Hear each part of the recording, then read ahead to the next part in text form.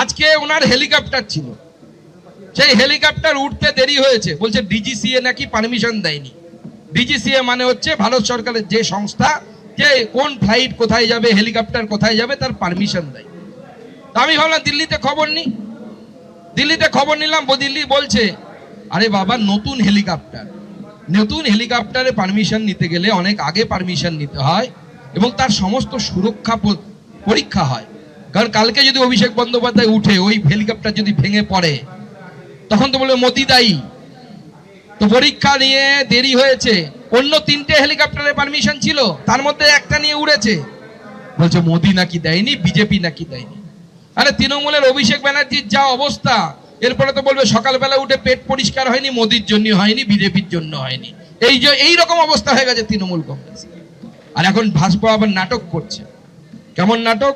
বিভিন্ন জায়গায় যাচ্ছে, এরকম মঞ্চ বানাচ্ছে, মঞ্চ।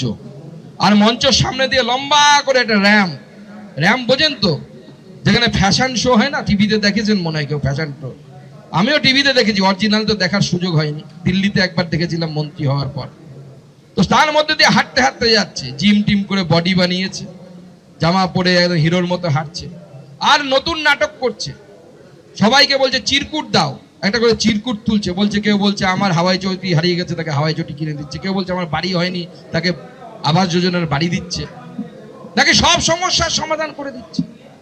আমি তো অবাক হয়ে গেলাম। আপনারা কারা কারা বাড়ি পাননি এখানে? কারা কারা পাননি? এত লোক পাইনি। অভিষেক বাবু, আপনি যখন এরপরে তালডাংরা বা বাঁকুড়ার কোথাও আসবেন, আপনারা সবাই গিয়ে চিরকুট জমা দেবেন, দেখে অভিষেক বন্দ্যোপাধ্যায় কতজনকে বাড়ি দিতে পারে, আমরা সেটা দেখতে চাই। সবাইকে বাড়ি দিন। 26,000 লোকের চাকরি চলে গেছে, কয়েক হাজার ছেলে ধর্মতলাতে বসে এই রাত্রিবেলা বসে আছে নিজেদের চাকরির অধিকার ফিরে পাওয়ার জন্য। অভিষেক বাবু তাদেরকে চিরকুট দিতে দেবেন তো? আমি এই 26,000 চাকরি প্রার্থী, যাদের চাকরি চলে গেছে, যারা বিপদের মধ্যে আছে, যারা এখানে বসে রাত্রিবেলা দিন গুনছে পড়াশুনো করে যে আমার বাড়ির ছেলেরা চাকরি পাবে, তাদেরকে বলবো দেখি অভিষেক বাবুর কত দম আছে, কত বড় বাপের বেটা। এদের প্রত্যেককে চিরকুট জমা দিতে বলুন, আর প্রত্যেকের চাকরি দেওয়ার ব্যবস্থা অভিষেক ব্যানার্জি কতটা করতে পারে আমরা দেখতে চাই। তালডাংরায় যখন আসার আমি আমন্ত্রণ পেলাম, তখন থেকে আমার মনটা উসখুস উসখুস করছে। কারণ আপনার টিভিতে নিশ্চয়ই দেখেছেন যে তৃণমূলের একজন সাংসদ আছেন, তার আদি বাড়ি হচ্ছে এই তালডাংরাতে। এখন তিনি ব্যারাকপুর না, এখন তিনি হচ্ছে শ্রীরামপুরের সাংসদ। তার নাম হচ্ছে বিখ্যাত অ্যাডভোকেট কল্যাণ ব্যানার্জি।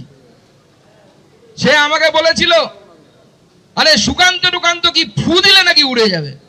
তা আমি তার শ্রীরামপুরে গিয়ে বাইক মিছিল করে এলাম, দাদাকে দেখতে পেলাম না। ভাবলাম এখানে পালিয়ে এসছে হয়তো, তাই ভাবলাম তবে তাকে খুঁজে যাচ্ছি যে তালডাংরায় যখন বাড়ি ছিল একবার তো দেখতে যেতে হবে তালডাংরায় আছে কিনা। তালডাংরায় এসে এখানেও দেখতে পাচ্ছি না। তাই সবাই বলছে কল্যাণ কল্যাণ ডাক পারি, কল্যাণদা গেল কার বাড়ি? কল্যাণ ডাক পারি, কল্যাণদা গেল কার বাড়ি? আমি এলাম কল্যাণদার বাড়ি, কল্যাণদা নিশ্চয়ই যাবে মামার বাড়ি। কল্যাণদা মামার বাড়ি যাবে, অপেক্ষা করুন। কেউ কেউ এখান থেকে চিৎকার করে বলছে রেজিস্টার্ড মাতাল। শুনুন ভাই, আমরা সংস্কৃতিবান দল, আমরা মাতাল টাতাল বলবো না, আমরা বলবো মদ্যপান করেন। শুনতে ভালো লাগবে না? কাউকে যদি কেউ সোরের বাচ্চা বলে গালি দেয়, শুনতে খারাপ, ওটা ভালো না, ওটা একদম করবেন না। বরাহ নন্দন বলবেন, তাহলে ঠিক আছে, তাহলে অতটা খারাপ লাগবে না শুনতে। তাই আজকে কল্যাণদার বাড়িতে এলাম, কল্যাণদা নেই। কল্যাণদার আবার খুব কনফিউশন, আপনাদের তালডাংরার লোক, তাই তার গল্প বলছি।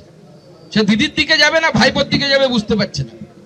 ভাইপোর সাথে একটু জমে না আর কি, দিদির সাথে ভালো জমে। এবিপি আনন্দ, এগিয়ে থাকে, এগিয়ে রাখে।